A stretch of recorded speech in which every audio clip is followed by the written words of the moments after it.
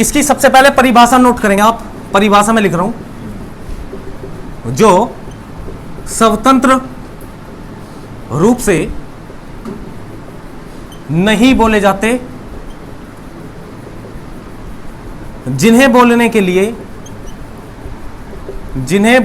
लिए स्वरों की मदद लेनी पड़ती है,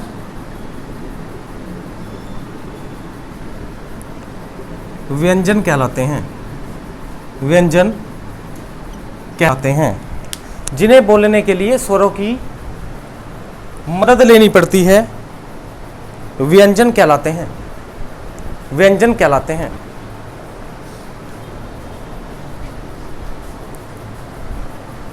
नोट करो इसे।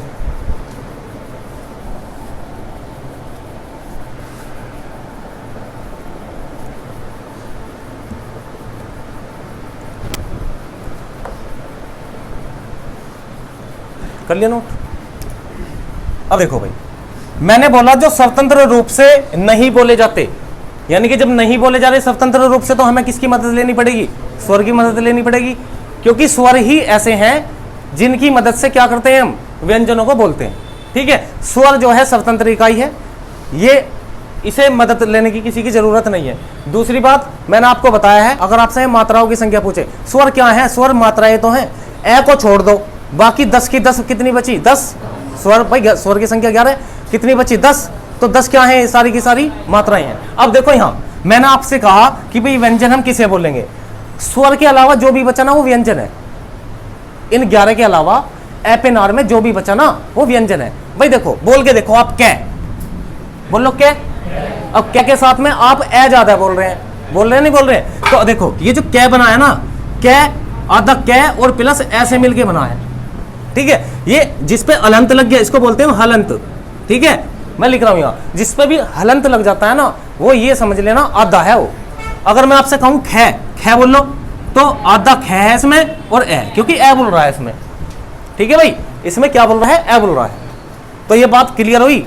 अब देखो ये क्या है? ये स्वर ही तो है, और ये स्वर की सहायता से ही बोला गया है। बिना स्वर की सहायता से बोल के दिखा दो मुझे आप, देख लो, चाहे बोल के कोई भी व्यंजन बोल लो, क्या बोल लो, दे बोल लो, तय बोल लो, थे बोल लो, धै बोल लो, ए जरूर बोलेगा उसमें।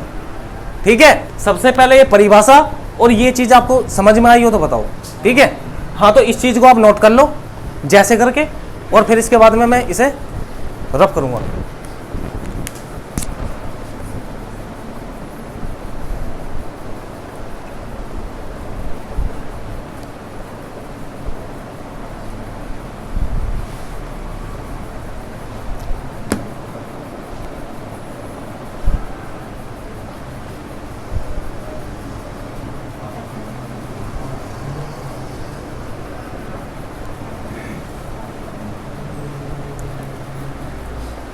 कर लिया नोट? हटा दे भाई।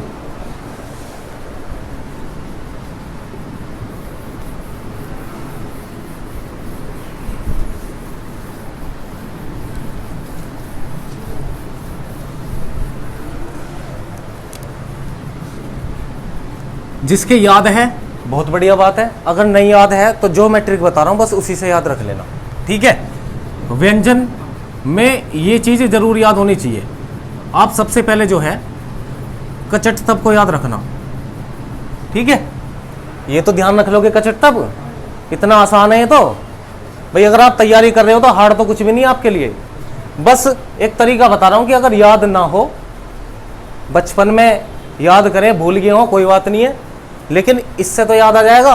भाई क्या कबूतर तो पढ़ते हैं हम, क्या कबूतर खे खरगोश है, तो अन्य खाली तक हम अपना आप ले जाना है बना के। अब देखो कै खे बोल लो, गे घे और चे छे जय झ और टे ठे डे ढे न, ते थे दे धे न, पे फे बे भे न।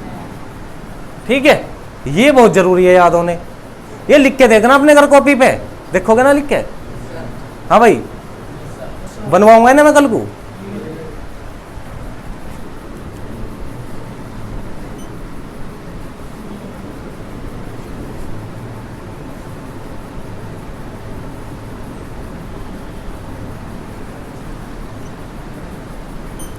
अब ये जो जिसके डायग्राम याद है, इससे बहुत क्वेश्चन बनेंगे आपके।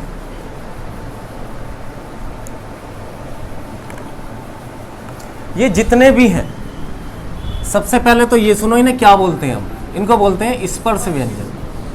क्या कहते हैं? स्पर्श व्यंजन। और स्पर्श व्यंजनों की संख्या कितनी? देखो 1 2 3 4 5। भाई 5 है, और 5 के इसमें भी 5 ही है, लाइन में, एक एक लाइन में देख रहे हो 5 5 है, तो टोटल कितनी होगी? 25। तो इनकी संख्या कितनी है? 25, 25 है। ठीक है, तो ये क्वेश्चन आता है स्पर्श व्यंजनों की संख्या बताओ कितनी है, तो कितनी है? 25। इनको किसी को भी बोल के देख लेना। और ध्यान रखना, ये जो है ना, ये वाला कॉलम आपको दिखाई दे रहा है, ये किसका है बताओ? अन्य खाली ही तो बोलते हैं इसे हम। ठीक है, और ये जो है, ये 5 के 5 को हम कहते हैं नासिकीय, नासिकीय व्यंजन। नासिकीय व्यंजन की अगर मैं यहां परिभाषा की बात करूं, तो जो वर्ण नाक से बोले जाते हैं, नाक से बोले जाते हैं, उनको क्या कहते हैं हम? नासिक्य कहते हैं।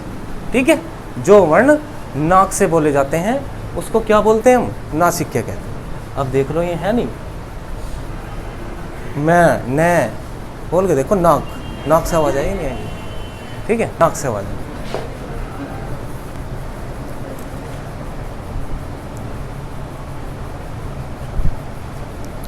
अब एक सीक्वेंस बताया था आपको मैंने, कुछ ध्यान हो तो। सीक्वेंस क्या बताया था? सीक्वेंस में ये बताया था मैंने, ऐसे डायग्राम सा बना के ऐसे, और यहाँ एक बना दी थी बोल सी। अब किसी के दिखाई देती है, किसी के नहीं दिखती। ठीक है, जो घना सुक्का सा होगा उसके दिखेगी, जैसे मैं सुक्का सा हूँ, ये दिख रही है। ठीक है, तो ये जो है, ये क्या है? कंठ है हमारा, कंठ। इस कंठ से जब आवाज निकलती है तो सीधी कहां पर जाती है? ओहो, तालू पे। ये क्या है? कंठ है। और इसके साइड साइड में आवा, ये क्या कहलाएगा? मूर्धन्य। ठीक है, मूर्धन्य के बाद में कहां पर?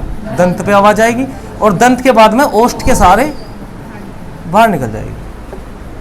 ठीक है, तो ये सीक्वेंस था, और ये सीक्वेंस भी पूछा जाता है। पहले नंबर पे यहां लिखता हूं मैं कंठ, दूसरे पे तालु, तीसरे पे मूर्धन्य, फिर है आपका दंतीय, और फिर है आपका ओष्ठीय। अब देखो, केवल हम व्यंजन देख रहे हैं, ध्यान से सुनो भाई, केवल अब हम यहां व्यंजन देख रहे हैं। हालांकि इससे पहले मैंने आपको वर्णमाला पढ़ाई थी, तो उसमें यहाँ साइड में मैंने स्वर भी लिख दिए थे, ताकि तुम इस डायग्राम से याद कर सको। आप लिख सकते हो, कोई दिक्कत वाली बात नहीं है। लेकिन हमारा टॉपिक केवल किसका है? व्यंजन का। मैं ये चाह रहा हूं कि अब जो व्यंजन पढ़ रहे हैं वो व्यंजन ही है, क्योंकि मैंने जो है आपको नोट करके लिखवाया है। पिछली क्लास में ये सारी चीज लिखवा चुका हूं मैं। लास्ट में लिखवाया था ना मैंने आपको कि कंठव्य, तालव्य, कौन कौन से वर्ण होंगे, ठीक है, कौन कौन से स्वर होंगे, और यहाँ पर केवल व्यंजन की बात है। तो अब देखो, ये जितने भी है ना, ये कंठ है। आपसे कह रहे निम्नलिखित में से कंठव्य वर्ण कौन सा है, और आपको क्वेश्चन दे दिया कै, ख, ग और एक जय दे दिया, तो आंसर क्या हो जाएगा? कौन सा नहीं है? अगर यह था तो फिर क्वेश्चन आंसर ये हो जाता जय। ठीक है ना, आंसर ये हो जाता जय। अगर आपसे पूछे इनमें से है, तो एक क्या दे देता, इनमें से 3 ये उठा के देता ऑप्शन में, तो फिर क्या हो जाता आंसर? क्या? सिंपल सी बात है ना। तो इस तरीके से क्वेश्चन आएगा इसमें कि निम्नलिखित में से बताओ कौन सा है, कौन सा नहीं है। और प्रैक्टिस के लिए आपको देखा भी है कि भाई आपने बुक से तो क्वेश्चन करे ही होंगे, अगर नहीं करे तो हम बीच में टेस्ट ले लेंगे, 2-3 टेस्ट ले लेंगे। जैसे 2-3-4 चैप्टर कंप्लीट होते हैं ना, फिर हिंदी का टेस्ट ले लेंगे। इससे आपको ये भी पता चल जाएगा कि क्वेश्चन किस टाइप का आते हैं। ठीक है, पता चलिए हम यहाँ टॉपिक तो करते जा रहे हैं, क्वेश्चन का हमें पता नहीं है ना, तो पता होना चाहिए ना, बहुत जरूरी है। ये उतार लिया, बताओ, ये भी नोट कर लेना, क्योंकि ये सीक्वेंस से लिखे मैंने।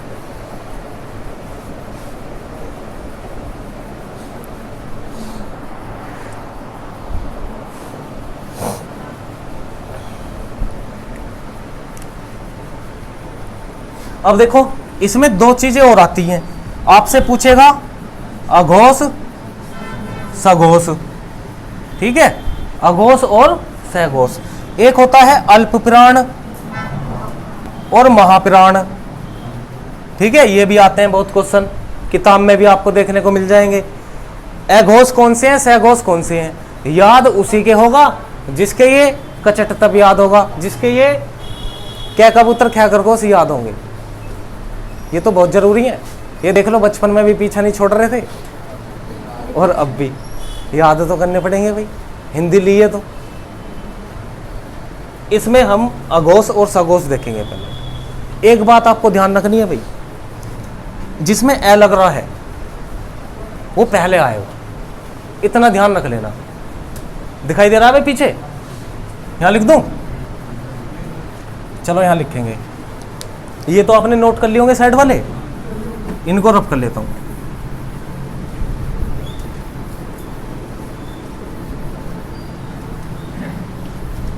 यहां लिखूंगा ना, आपने इसी तरीके का डायग्राम बनाया हुआ है ना, बोलो। अब देखो, अब तो जो ये पहला है ना, पहला और दूसरा, पहला और दूसरा, यानी कि एक तो ये कै वर्ग और ये ख वर्ग, कितने हो गए टोटल, ये 10 हो गए ना। ये क्या है, ये अघोष है, ठीक है। अभी लिखवाऊंगा, कुछ फालतू भी होते हैं इसमें, कुछ ऐड भी होते हैं, ठीक है, वो मैं लिखवाऊंगा। लेकिन फिलहाल आप ये समझो कि अघोष व्यंजन कौन से होते हैं, पहला और दूसरा वर्ग अघोष है। बच्चे कौन से, तीसरा, चौथा और पांचवा, ये क्या है, सघोष। भाई तुम एक बात बताओ, सघोष को सघोष बोल दूं या केवल मैं घोष बोल दूं, बात तो एक ही है, बोलो, बात एक ही है नहीं है। तो बस ये अघोष है, ये सघोष है। अब तुम क्या होगे जी, अघोष और सघोष हम याद कैसे रखेंगे कि पहला, दूसरा, तीसरा, चौथा, पांचवा और ये, तो बताओ भाई वर्णमाला का पहला अक्षर क्या होता है, ए।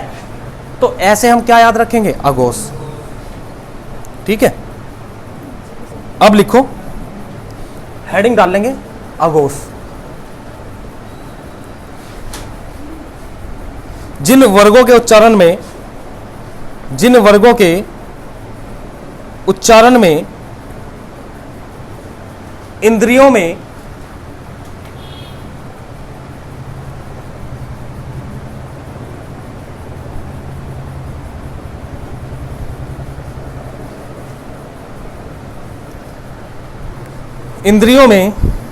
कंपन नहीं होता,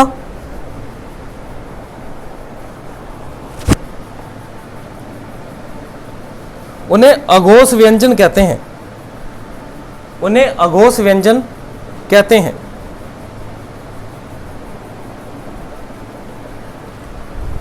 नीचे एक सघोष लाइन लिख के और लिख लो, जिन व्यंजनों के उच्चारण में, जिन व्यंजनों के उच्चारण में कंपन होता है, कंपन होता है, उन्हें सघोष व्यंजन कहते हैं, उन्हें सघोष व्यंजन कहते हैं।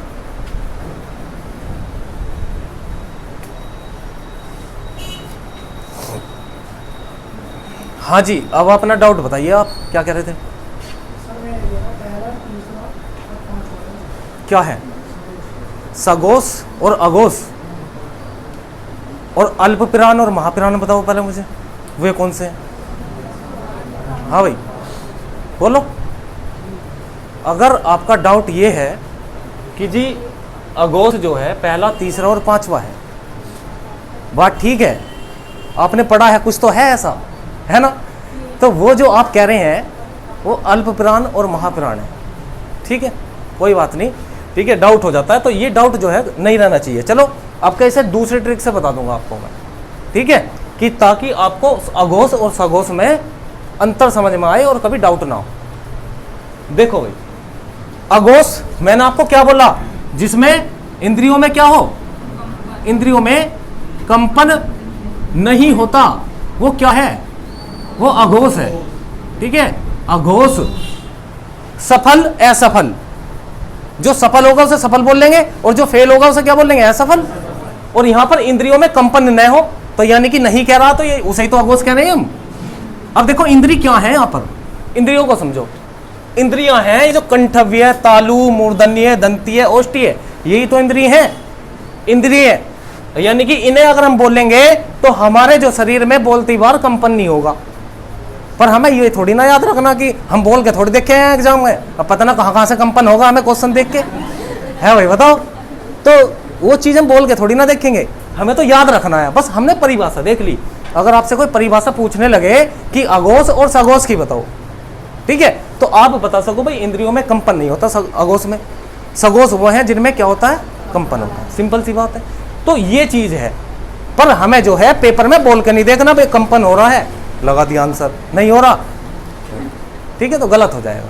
हमें याद रखने हैं बस। तो याद करने में भी कोई दिक्कत थोड़ी है। अगर हमें कचटता भी याद होगी तो पहला और दूसरा अघोष याद रखने के लिए क्या बताया, वर्णमाला में पहला अक्षर क्या होता है, ए पिनार पढ़ते हैं ना हम, तो ऐसे अघोष पहला और दूसरा, ठीक है, तीसरा, चौथा और पांचवा ये क्या है, सघोष है। अब बात करते हैं हम अल्पप्राण और महाप्राण की। अल्पप्राण और महाप्राण, तो बस इन्हें देखेंगे हम, अल्पप्राण और महाप्राण। पहले हेडिंग डाल लो अल्पप्राण, इसकी परिभाषा लिखो।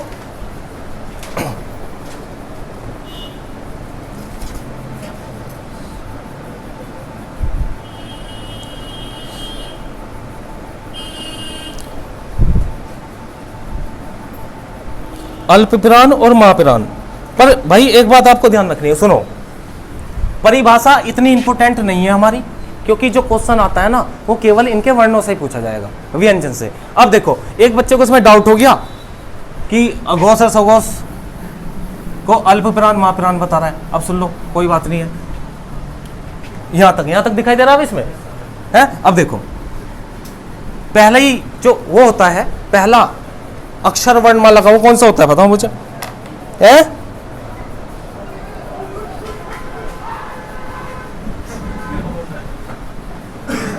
चलो लिखो, इसमें लिखेंगे इसमें अल्पप्राण, जिसमें कम वायु निकलती है, जिनके उच्चारण में कम वायु निकलती है,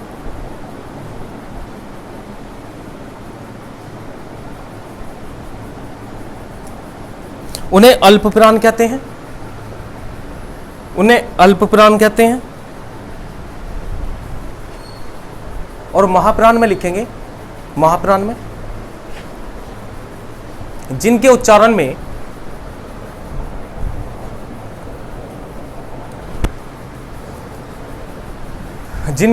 में अधिक वायु निकलती है, मुख से अधिक वायु निकलती है, वायु का मतलब हवा निकलती है, उन्हें महाप्राण कहते हैं। अब तुम ये वायु कैसे ध्यान रखोगे, किसमें ज्यादा निकल रही है किसमें कम निकल रही है। अब एक बात बताओ, किसी ने कोई हल्का सा बुरा काम कर दिया है या कोई गलत काम कर दिया, उसे हम क्या कह लेंगे, मूर्ख है, मूर्ख। और किसी ने ज्यादा बड़ा गलत काम कर दिया, उसके क्या कहेंगे हम, महामूर्ख। ठीक है, यार अपने आप पे एग्जाम्पल ले लो। मैंने आपसे क्वेश्चन पूछ लिया कि बताओ भाई भारत के राष्ट्रपति कौन है, ठीक है, और ये मुझे उम्मीद भी थी आप बताओगे, उपराष्ट्रपति का भी नाम बताओगे, राष्ट्रपति का भी बताओगे। आपसे पूछ लिया मैंने, और आपने जो है, मुझे कितनी उम्मीद थी आपसे, और आप पे राष्ट्रपति का भी नाम नहीं बताया गया, तो आप क्या हो, मूर्ख। मूर्ख। दूसरे वाले से प्रधानमंत्री का पूछ लिया, उस पर भी नहीं बताया गया, वो क्या है, महामूर्ख। ऐसे ही यहां पर अल्पप्राण यानी कि वायु, हवा क्या निकलेगी, कम। कम निकल रही है तो इसे अल्प कह रहे हैं हम। महा, जिसमें महा लग गया, उसमें क्या निकल रही है, ज्यादा निकल रही है। ठीक है, अब देखो ये जो है डाउट नहीं होना चाहिए, वर्णमाला में, हिंदी वर्णमाला में पहला वर्ण कौन सा आता है, बोलो, ए। तो ये हो गया अल्पप्राण। ठीक है, फिर जो छोड़ दो ये क्या हो जाएगा, महाप्राण। ये क्या है, अल्पप्राण। एक छोड़ दो, महाप्राण, फिर देख लो अल्पप्राण। ठीक है, ऐसे याद रखना, वो 1 2 3 छोड़ो, अब ऐसे याद रखियो। ठीक है, क्योंकि उसमें तुम्हें डाउट हो गया। अल्पप्राण महाप्राण, अल्पप्राण महाप्राण, अल्पप्राण। ठीक है, नोट कर लो।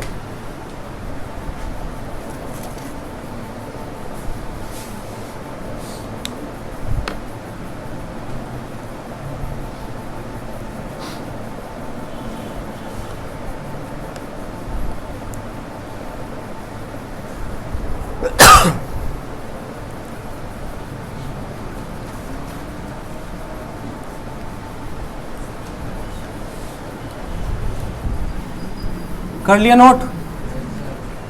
ठीक है, नोट की तो जरूरत नहीं, अब तो तुम घर पे बना के लिख लोगे आराम से, इतनी उम्मीद है तुम्हें। अब देखो, अब कुछ होते हैं और भी व्यंजन, उन्हें लिखवाऊंगा अब मैं तुम्हें। तो हेडिंग डालते चलेंगे, पहले डालो अंतस्थ व्यंजन, अंतस्थ व्यंजन, ठीक है, अंतस्थ व्यंजन।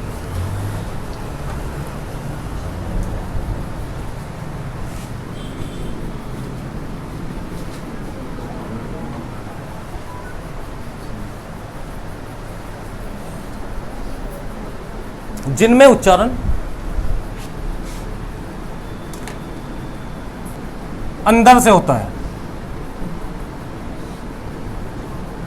ठीक है भाई, ये अपनी परिभाषा है।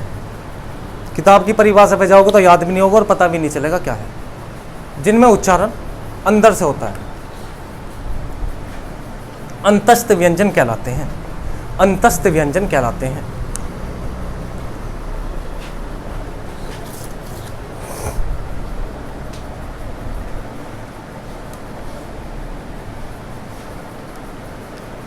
देखो ये कौन कौन से वर्ण हैं, जैसे ये, वे, रे, ले, ये है अंतस्थ व्यंजन। कुछ चीज देख लो तुम, सड़ी गली सी है, कुत्ता मरा हुआ देख लिया तुमने, आवाज कैसी निकलेगी अंदर से, उल्टी वाली, ये है। तो ये जो आवाज आई है ये अंदर से निकली है, ठीक है। तुम डर गए, कुत्ता पीछे पड़ गया तुम्हारे, आवाज निकलती है हेले, है डरावनी, और ले ले ले पे जोड़ दिया जाता है। तो ये क्या है, ये अंतस्थ व्यंजन है। अब सुनो, कभी कभी इनके उच्चारण स्थान भी पूछ लेता है, ये का बताओ, वह का बताओ, रे का बताओ, ले का बताओ, ठीक है भाई। उच्चारण स्थान हमें ध्यान रखने हैं सभी के ही। अब इस चीज की आप सबसे ज्यादा अगर प्रैक्टिस करेंगे तो आप तभी सीख पाएंगे। जैसे ये है, ये का जो उच्चारण होता है ना, वो तालु से माना जाता है। किससे? तालु से, तालु से माना जाता है। ये का उच्चारण स्थान किससे माना जाता है भाई? तालु से। वह का माना जाता है मूर्धन्य से, ठीक है, मूर्धन्य से। ले का माना जाता है दंतीय से, ठीक है, हाँ जी। और वह का माना जाता है दंतोष्ठ। देख लो, कोई दिक्कत नहीं है भाई, गलती भी हो जाती है। अब सोचो, यह का तालु से, रे का मूर्धन्य से, रे का भाई मूर्धन्य से।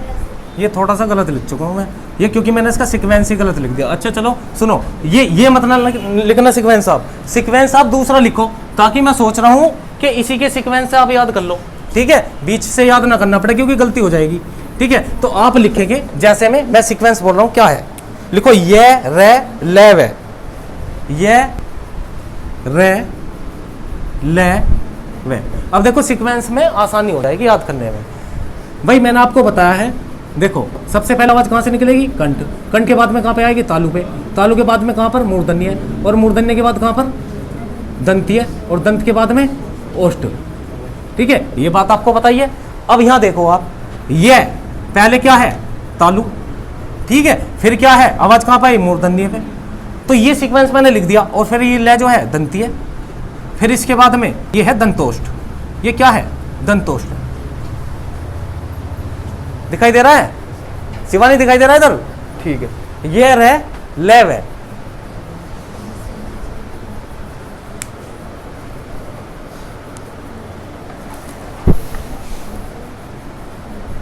दंत ओष्ठ है, ठीक है, दांत से भी और होठों से भी जो आवाज निकलती है वो वह की है, ठीक है। और केवल मैंने आपको क्या बताया? ओष्ठीय वाले, जो जिसमें होठ बनते हैं, ठीक है, उ और औ। वो मैं आपको पहले लिखवा चुका हूं। वो क्या थे? वो स्वर थे। यहां पर क्या पढ़ रहे हैं हम? व्यंजन पढ़ रहे हैं। ठीक है, आप इसको हिलाओ मत ना, ठीक है, थोड़ा सा बस, थोड़ा बच के बैठ जाइए। लिखो भाई, जल्दी नोट करो।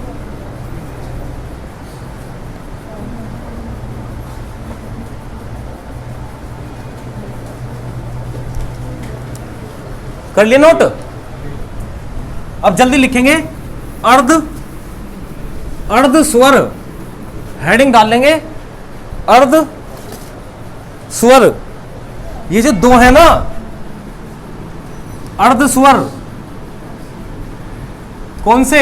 ये और वह, दो है ना भाई, ये और वह। जैसे हम क्या पढ़ते हैं, जैसे आपने लिखा देखा कभी कोवा, और हम ऐसे भी लिख देते हैं कोवा।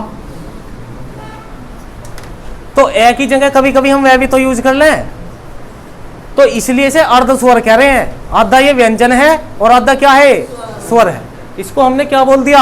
अर्ध स्वर।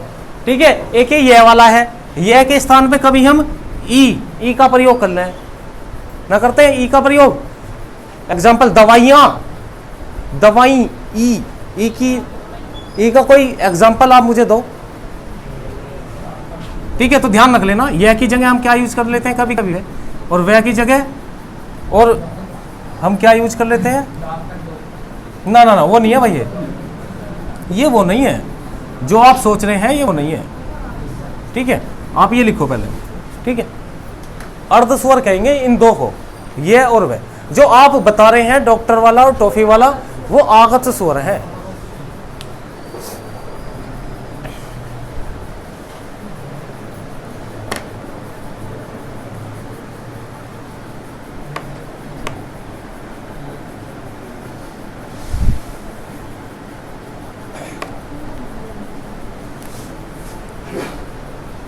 नोट कर लिया? अब लिखेंगे ऊष्मीय व्यंजन।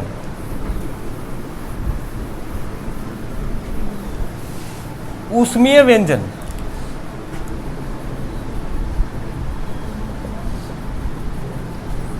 बताओ भाई। से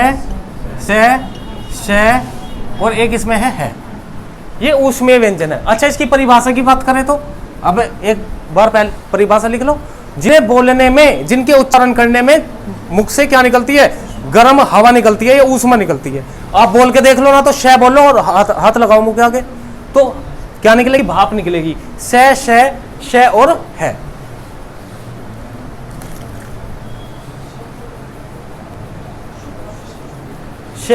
श और है।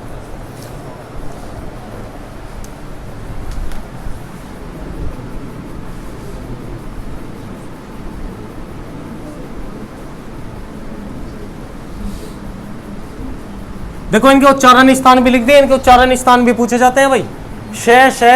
श और है। बताओ, श का उच्चारण स्थान तालब भी है, श का दंती है भाई। ल और स बताया था ना मैंने आपको। ये डायग्राम सुनो। अब एक काम करना, आप डायग्राम जो पहला बताया ना, उसमें या तो आप इस तरीके से याद कर लेना, या आप अलग अलग करके याद कर लेना, कोई दिक्कत वाली बात नहीं है इसमें। याद आपको ही करना है, कैसे कर लेना।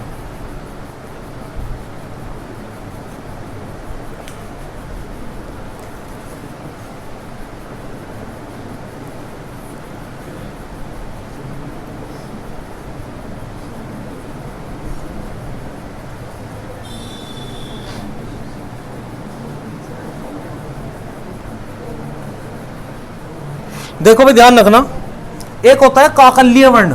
क्या होता है? काकल्य वर्ण। देखो, ये भी बहुत पूछा जाता है, मैं बता देता हूं आपको। काकल्य वर्ण होता है। ध्यान से सुनो, काकल्य वर्ण किसे कहते हैं? हम है को कहते हैं काकल्य वर्ण। ये पूछा जाता है, अगर तुमने बुक में देखा होगा और तुम सोच रहे होगे जी क्या है, क्योंकि ये मैं आपको पहले नहीं बताया। काकल्य वर्ण किसे कहते हैं? काकल्य वर्ण कहते हैं है को। ठीक है, डिटेल है हिंदी की पूरी, इसलिए कुछ भी चीज नहीं छोड़ूंगा, पूरा कंप्लीट करके चलेंगे वर्णमाला में। ठीक है भाई, तो काकल्य वर्ण किसको बोलते हैं? है को। अच्छा, ये काकल्य वर्ण की परिभाषा होती क्या है, तो इसे नोट करो परिभाषा को एक बार। कंठ से, जिस रास्ते से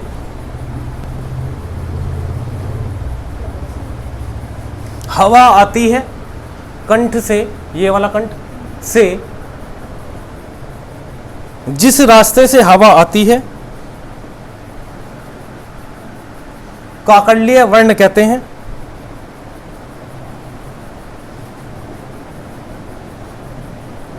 इस रास्ते में होने वाली रुकावट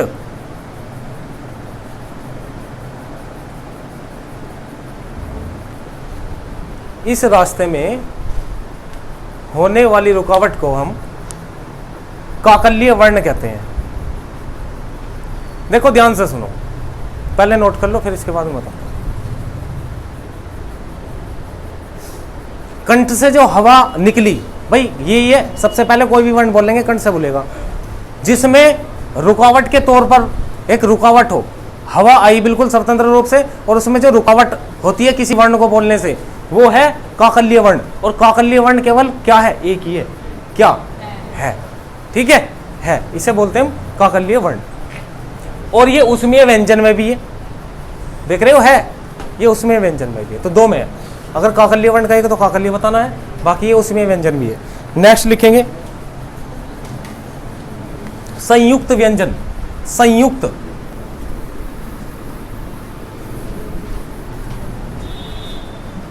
संयुक्त व्यंजन। संयुक्त व्यंजन का मतलब क्या होता है? एक टॉपिक पढ़ाऊंगा इस बार मैं आपको, संयुक्त वाक्य, ठीक है, वाक्य का। तो उसमें ऑप्शन आएगा, मतलब उसमें उसके जो प्रकार आएंगे, संयुक्त वाक्य है, मिश्रित वाक्य है। संयुक्त मतलब जुड़े हुए, ठीक है, जुड़े हुए। तो यहां पर संयुक्त व्यंजन है कुछ जो दो वर्णों से मिलकर बने हुए हैं। हालांकि ये जितने भी व्यंजन आप बोलोगे ये दो से ही तो मिलके बने हैं, भाई ए बोलता है ना सभी में, लेकिन कुछ ऐसे व्यंजन हैं जो संयुक्त है, दो अलग अलग व्यंजनों से मिलके बने हैं। तो वे कौन कौन से हैं? एक तो आपको पता है 6 है, ठीक है, और दूसरा कौन सा है? एक त्रय है और एक ज्ञानी है, ठीक है। 6 त्रय रे, हाँ एक सरवन वाला भी है, ठीक है। ये है संयुक्त, ये है संयुक्त। तो लिख लो इनकी संख्या भी कितनी है, अगर संख्या भी पूछी जाए तो कितनी है भाई?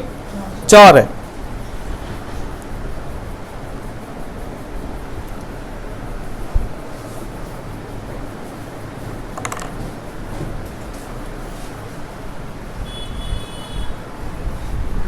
बताओ ये जो 6 छतरी वाला बहुत पूछा जाता है कि ये किस किस से मिलके बना है?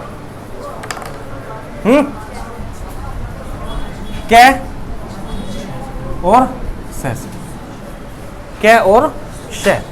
देखो बिल्कुल अलग ही है। ये 6 छतरी वाला 6 बिल्कुल अलग ही है, आधा कै है इसमें और ये श है। ये तो खैर इसे तो पिछाड़ लेगा कोई भी, तय और वह।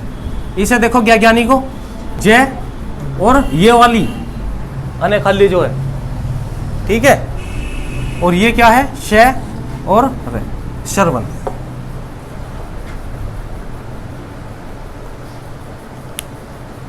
ये है संयुक्त व्यंजन। देखो बिल्कुल अलग ही बनेंगे। ये तो 6 छतरी वाला तो बहुत पूछा जाता है, क्योंकि बालक सोचेंगे 6 और जैसे, ठीक है, इस तरीके से। तो ये बिल्कुल अलग ही है भाई। और यहाँ जिस पे अलंत लगा हुआ है, सभी पे अलंत लगा हुआ है। अलंत लगाना मत बोलना, अगर आपने ऐसे लिख लिया तो ये गलत हो जाएगा,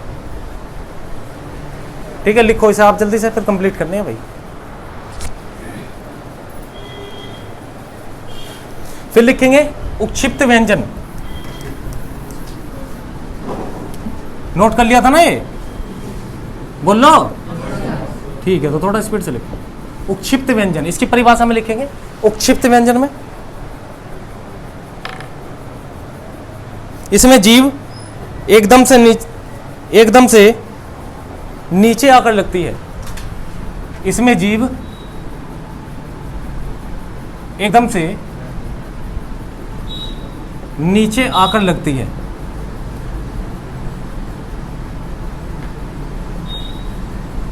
यानी कि जब इनका उच्चारण करते हैं हम, तो इनमें जीव जो है एकदम से आके लगती है। ये केवल 2 हैं, एक तो ये डे वाला और एक ये डे।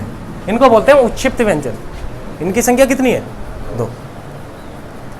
बोल के देखो, डे डे, ठीक है। तो जीव एकदम से नीचे आके लगेगी इसमें। क्या हुआ? थोड़ा सा आगे हो गया